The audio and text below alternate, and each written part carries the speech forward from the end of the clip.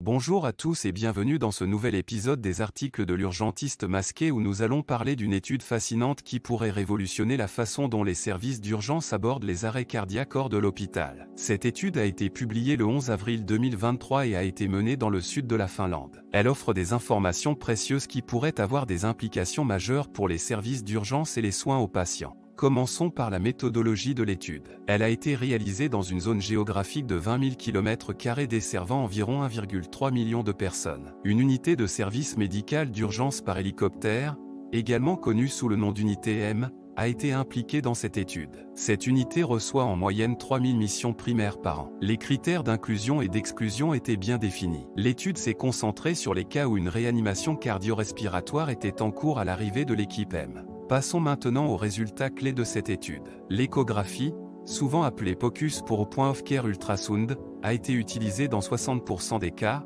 soit 331 patients. Les analyses de sang ont été effectuées dans 24% des cas, soit 136 patients. Et ce qui est vraiment intéressant, c'est que des traitements spécifiques à la cause ont été administrés dans 15% des cas, soit 85 patients. Ces traitements vont au-delà des protocoles de soins avancés en réanimation, ou ALS, standard et incluent des interventions comme la correction des anomalies électrolytiques, la thrombolyse, la péricardiosynthèse, et bien d'autres. Mais qu'en est-il de l'impact de ces pratiques sur la survie des patients? Eh bien, c'est là que les choses deviennent un peu plus nuancées. L'étude indique que l'impact de ces pratiques sur la survie des patients reste incertain. Seule une étude antérieure a montré une légère amélioration des résultats des patients lors de la reconnaissance de ces pathologies pendant la réanimation cardio-respiratoire. Alors, quelles sont les implications pour la pratique clinique? Premièrement, cette étude souligne l'importance du diagnostic différentiel dans la gestion des arrêts cardiaques hors de l'hôpital. Cela pourrait être intégré dans les protocoles de traitement d'urgence pour améliorer les soins aux patients. Deuxièmement,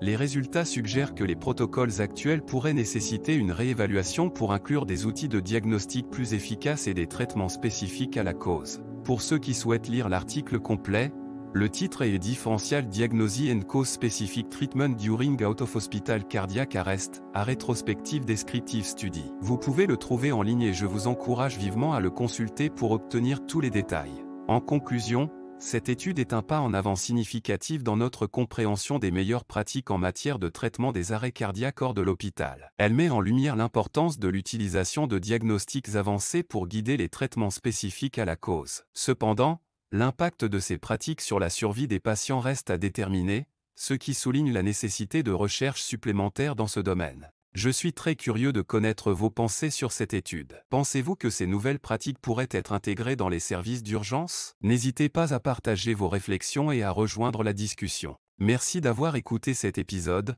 et à très bientôt pour un nouveau sujet passionnant.